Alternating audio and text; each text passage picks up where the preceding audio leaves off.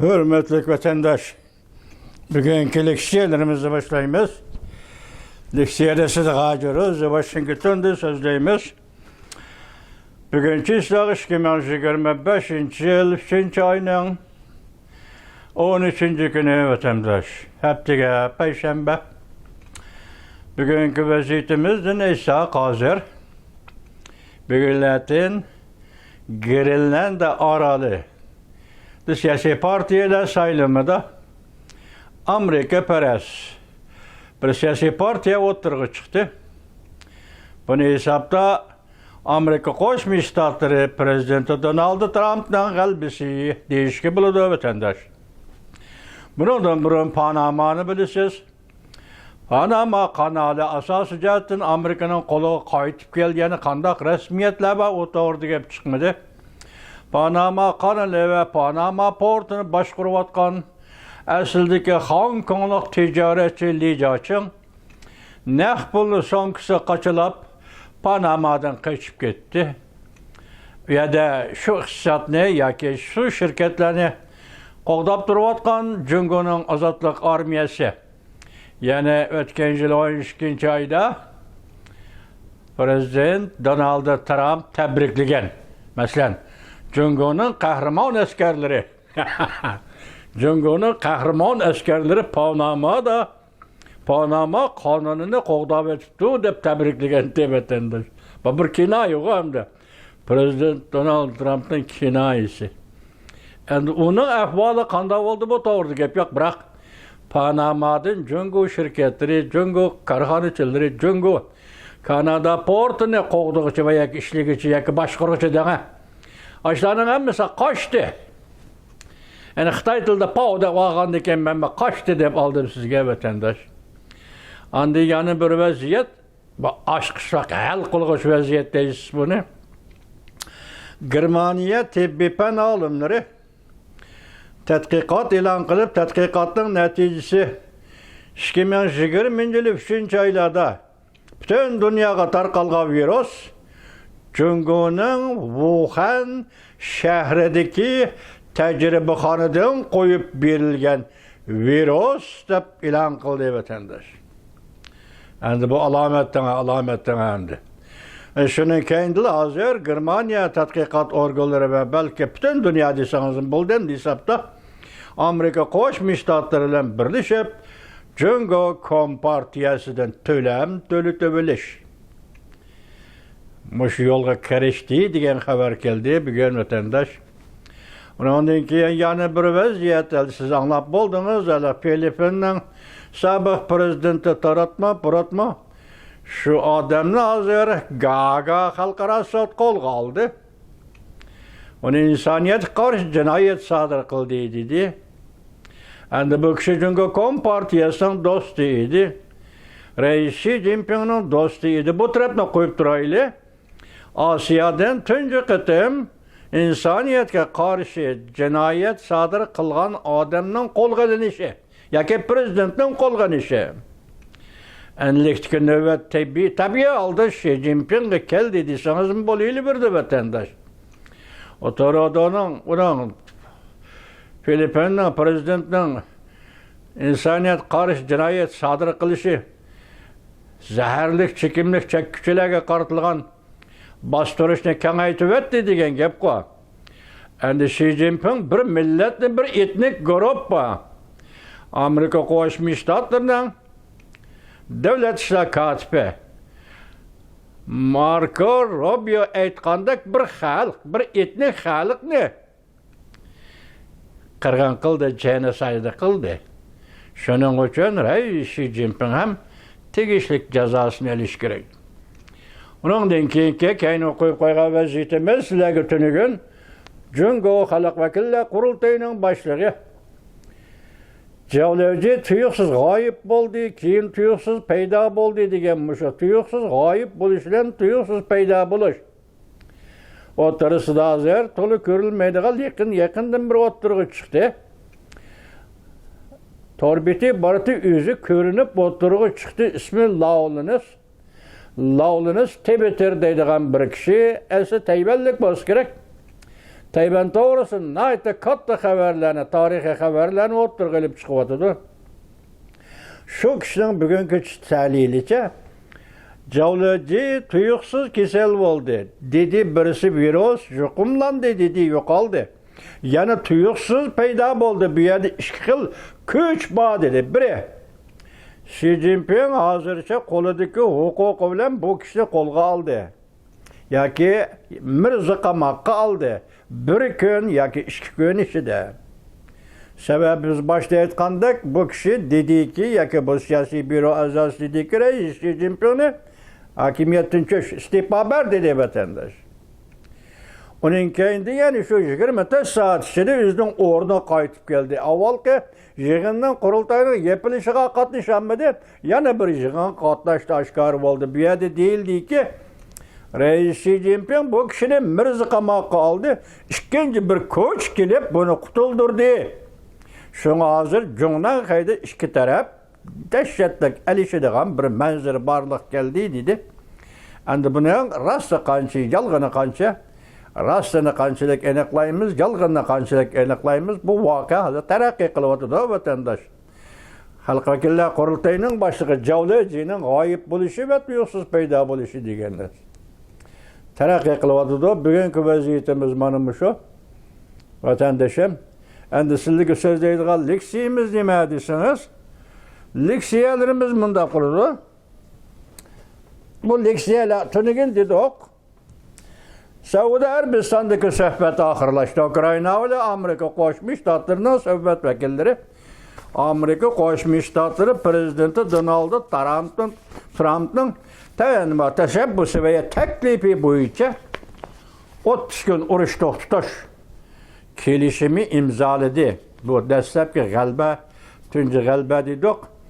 Endi bu kelişim doğrusu Rusya'nın ifadesi kandak. Bugün Rusya'nın pozisiyasiga ifadesini nazarga elip Amerika Qo'shma Shtatlarining prezidenti Donald Trump qanday so'zlarni so'zladi. Endi onunga javob bermay sizlarga vatandoshlar. Buni anglaysizlar. Mavzu mundaq.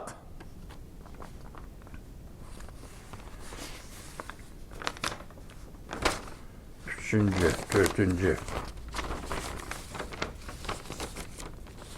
İkincisi hani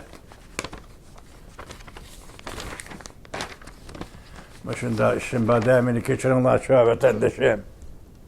Ya meyede kalkanıma gördünüz mü? Bu zamanda kavala devlet meclisi. Amerika Qo'shma Shtatlar Devlet Meclisi azaları iki partiya mensupları. Ukrayna ile imzalangan 30 gün oruç tutuş kelişimini karşıladıklarını bildirdi. Mavzulu haber 3. ayının 13. günü Amerika Ovası'nın Xitay dil programması ilan kılındı. Haber mındak başlandı. Amerika Qo'shma Shtatları Devlet Meclisi azaları haftanın 2. günü yani 3. ayının 12. günü 30 gün oruç tutuş karşıladıklarını ilan kılıp 30 gün oruç tutuş kelişimini karşıladıklarını ilan kılıp bu kelişim Avrupa'nın değişli kataşlıgan bir kademi bulup hesaplanıdı dep görsetti. Men bu kelişimden imzalanganlığından çoğun bek yak keçirinler. Men bu kelişimden imzalanganlığından bek ilhamlandım. Men prezidentning Ukraynaga qaratılgan istihbarat bilan ta'minlash ve harbiy qurol-yarog' bilan ta'minlashni cheklashni bekor qilganligidan bunu intayin muhim ish deb qaradim. Ben shunday qarayman. Kelishim imzolangandan keyin Amerika haftaning 2. kuni Ukrayna bilan hamkorlikni aksiga keltirdiganligini e'lon qildi. Bunda hesaplayman yoki men ilhamlandim, qo'llayman deguchi bu kishi Amerika Qo'shma Shtatlari Jamhuriyatchilar Partiyasi mansubi Avam Palata a'zosi Michael McConnell. Ashunday yuqoridagi ifodani bildirdi vatandoshi. Endilikda bir kichik mavzu deyli. Rossiyaning bu kelishim to'g'risidagi ifodasi nima? Bunda masalan Prezident Vladimir Putin kelishimge imza qo'yamdi. Prezident Donald Trump agahlandırıp mındak ko'rsatdi. 3. Dünya urushini keltirib chiqarishi mumkin. Mavzuluq xabar 3. ayning 12. kuni Vanvi torbetida e'lon qilindi. Xabar mundaq boshlandi. Amerika Qo'shma Shtatlari prezidenti Donald Trump bugun Rossiyaga ogohlantirish berib mundaq ko'rsatdi. Agar Rossiya prezidenti Vladimir Putin 30 kun urush to'xtatish kelishimini qabul qilmaydigan bo'lsa, Rossiya ajallik oqibatga qoladi. Chunki bu kelishim imzolanar yoki imzolanmay turib degidek shunday jiddiy bir vaqt ichida Rossiya prezidenti Vladimir Putin dediki, bu qisqa muddatli kelishim emas. Biz imzolaydigan kelishim uzun muddatli kelishim bo'lishi kerak dedi. Herkesin bu uzun müddetli kelişim için aldırılmış kısa müddetli kelişimi itiraf kılaylı degan sözü kılmadı. Şundan keyin azı Amerika Qo'shma Shtatlari prezidenti Donald Trump bunu isbotini bildirib atdı. Bizning suhbat vakillarimiz ma'nimda hazır. Agar 30 kun urush to'xtatish kelishimini Rossiya prezidenti Vladimir Putin qabul qilmaydigan bo'lsa, Rossiya ajallik oqibatga qoladi. Prezident Donald Trump'dan sözü. Bizden söhbət vəkillər ümidimiz bu keskin toqunuşni ayaqlaşdırışni qandaq yolga qo'yib atıdı degan masala to'xtalganda Prezident Donald Trump bundaq ko'rsatdi. Bu urush nihoyatda tez orada to'xtamaydi ekan. Balki 3. Dünya urushini keltirib chiqarishi mumkin. Rossiyaga qandaq bosim ishlatib, tinchlikni qandaq ilgari surish to'g'risida savol qo'yilganda Prezident Donald Trump mundaq javob berdi.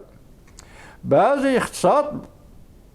iqtisod vositalar Rossiya uchun aytganda intayin foydasiz.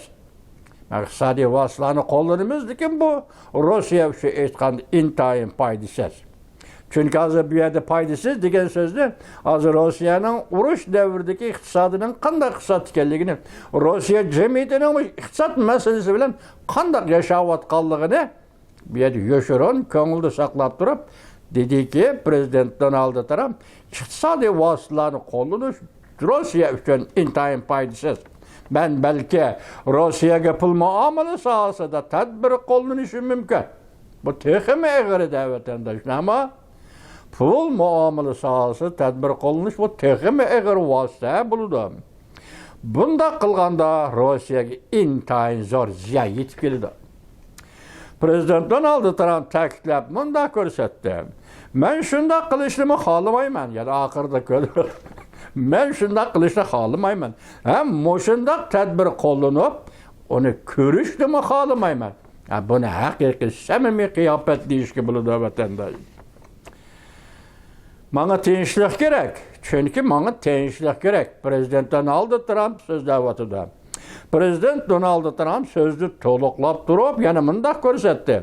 Iqtisodiy jihat Rossiyaga ajallik zarba berishi mumkin, lekin men bundaq qilishni xohlamayman, ham ko'rishni xohlamayman. Takrorladi. Prezident Donald Trump bu sözlerini qilishdan burun Amerika Qo'shma Shtatlari davlat ishlar katibi Marco Rubio va davlat bexatarligi maslahatchisi Mike Waltz Ukraina taraf 30 kun urush to'xtatish kelishimi qo'shildi. Oldingi shart shuki, Rossiya ham bu kelishimga munosib javob qaytarishi kerak.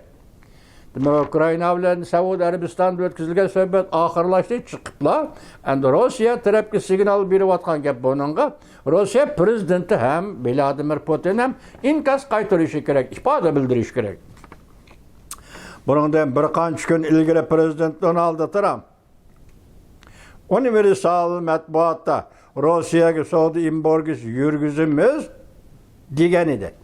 Buni sharti tuyuqsiz emas, mushu kelishimga qanday muomala qilish yoki biz chaqiriq qilyapmiz. Bu urushni, Ukraina urushini tez orada to'xtatamiz. Sen bu chaqiriqimizga ham bu qatim imzolagan kelishimga qanday pozitsiya tutsan?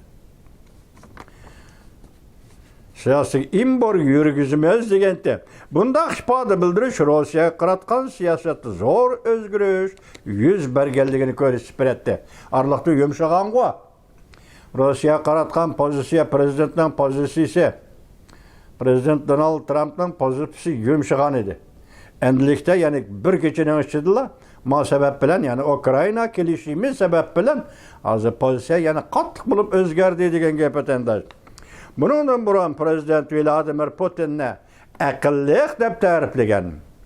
Prezident Donald Trump hatto Rossiyaning maydonini tushunimiz deb ko'rsatgan edi. Prezident Vladimir Putin nima deydi? Nima maqsadni oldingi shart qo'ydi? Bilib turamiz. Buni tushunishni xohlaymiz. Prezident Vladimir Putin aqlli odam. Lekin yaqindan beri Prezident Donald Trumpning Rossiya to'g'risidagi pozitsiyasida Rossiyan qattiqlashish ko'rildi. Amerika Qo'shma Shtatlar hukumati 2014-yil Krimiya voqeasi hamda 2022-yil Rossiyaning Ukrainaga tuyuqsiz hujum qilishi portlagandan keyin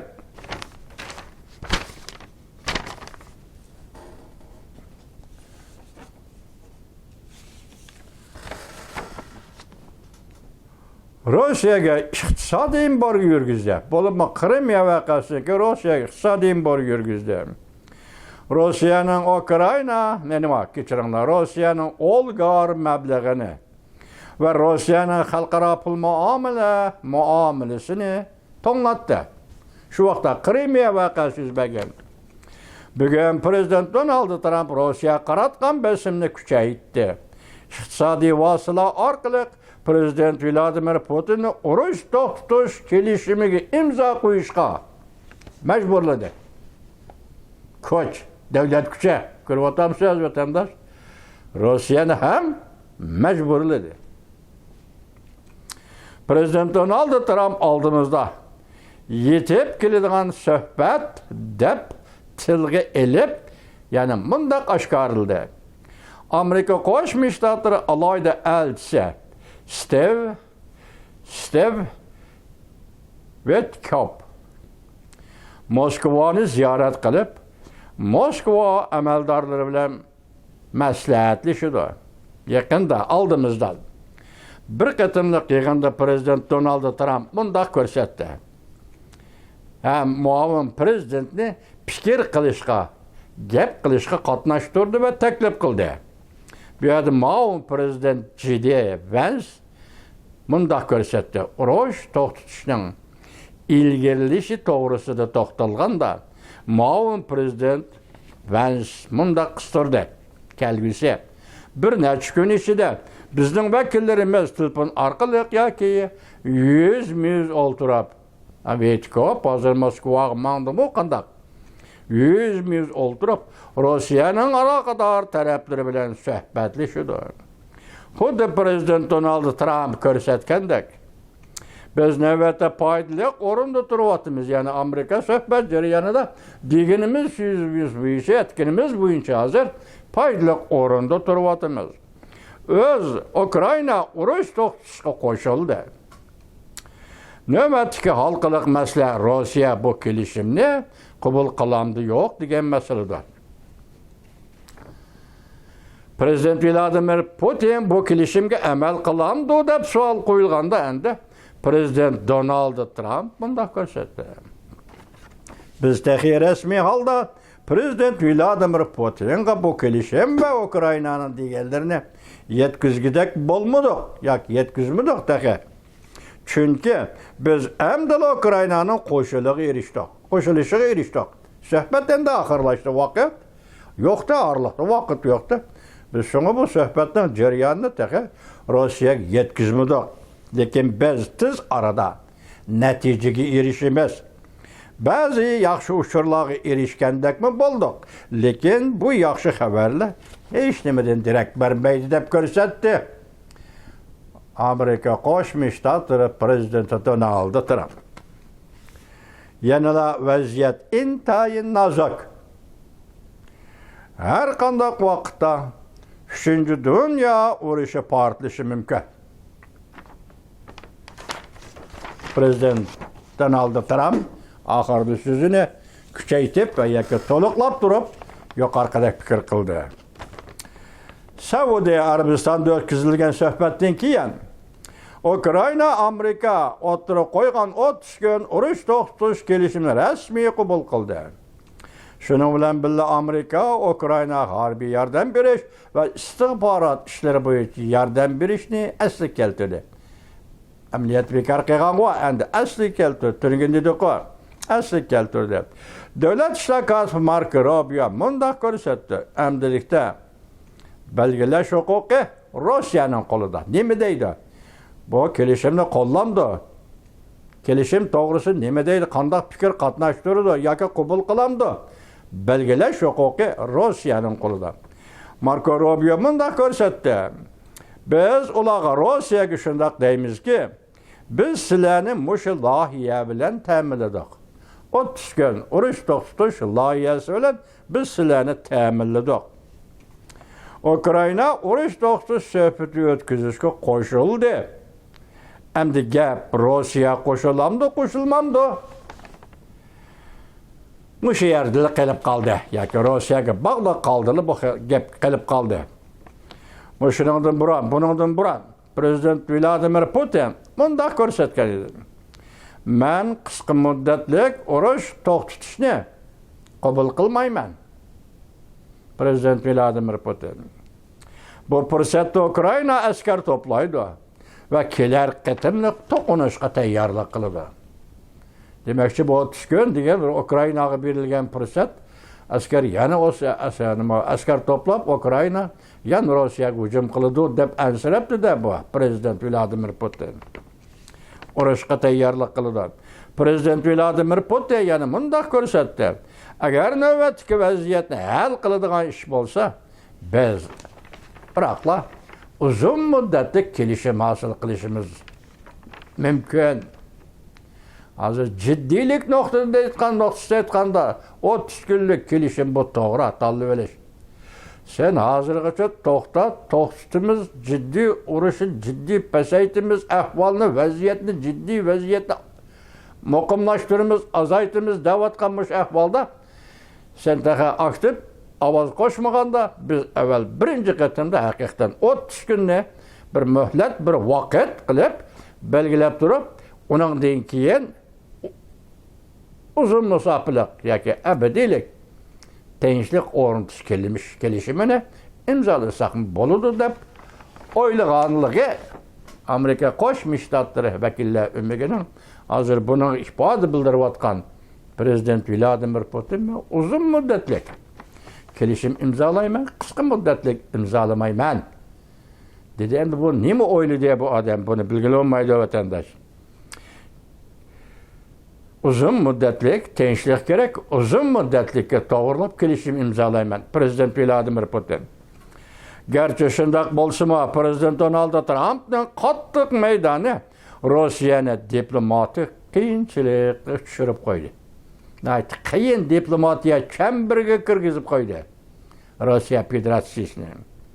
Agar Prezident Vladimir Putin bu 30 kun urush to'xtatish kelishimini rad qiladigan bo'lsa, Amerika balki intayin qattiq iqtisod embargo siyosati yurgizdi. Rossiyani yetim qoldirdi. Hozir misha qisirib o'tib vatandoshim, dunyoda hozir nurg'un davlatlar Amerika Qo'shma Shtatlari prezidenti Donald Trumpning ovoziga, chaqiriqiga ovoz qo'shib, hozir hammasi Amerika taraf turib digidek jungoga tamojni bajo qo'yibotdi vatandoshlar. Bütün illerden keldim, mavzuumu saqlab qo'ydim. Hozir mushundaq bir kayfiyat, mushundaq bir vaziyat yaraldi dunyoda vatandosh. Rossiyani yetim qoldirdi. Prezident Donald Trump shundan 7-kun tunji qatim ochiq, aniq qilib mundaq ko'rsatgan. Men hozir Rossiyaga zo'r ko'lamda bank sistemasi embargo siyosati yurgizishni o'ylayapman. Demak, suhbatga kelsang marhamat, suhbatga kelmasang embargo qilaman marhamat. pul muamele sahasında imburgu kılımen merhamet. Bu senin için paydasız. 3. ayının 7. günü şundak digen idi. Sodin borgası yürgüzüş ve tamoca beci koyuşnumu oylaşı vatımen. Tak Rusya, Ukrayna, tinçlik kelişimi imzalanıp bulguca. Besim kandak vatandaş şu derecede tez, şu derecede eğer bir de vakit ciddiliği. Hayran kalısı bu vakit ciddiliği hayran kalısı vatandaş.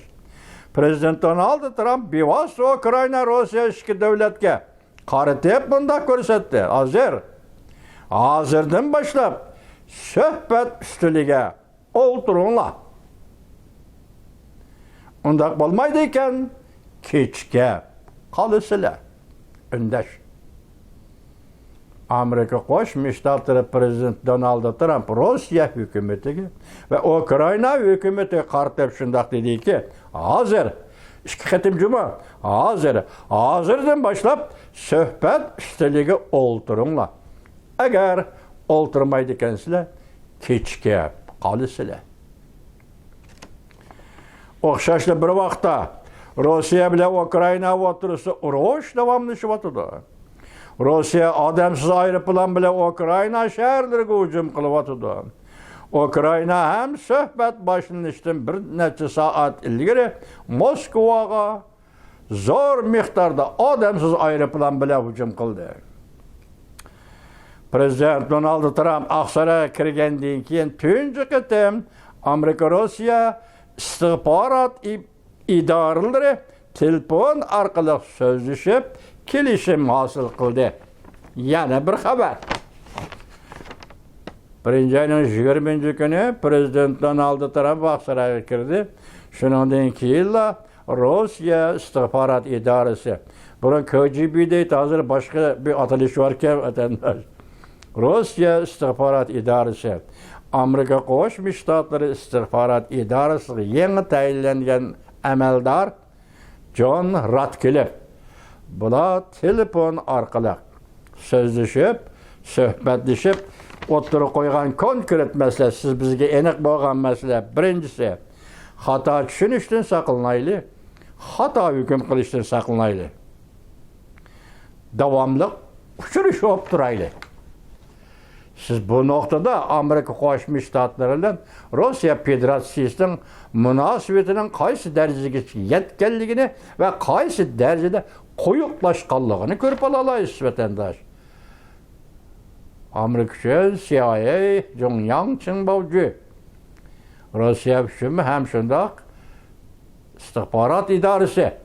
Bularning munosabati va bular birlikka kelgan kelishimlarni aytganda siz shuni tushuningki, Amerika Qo'shma Shtatlari bilan Rossiya Federatsiyasi navbatda qaysi darajada munosabatni quyuqlashtirdi.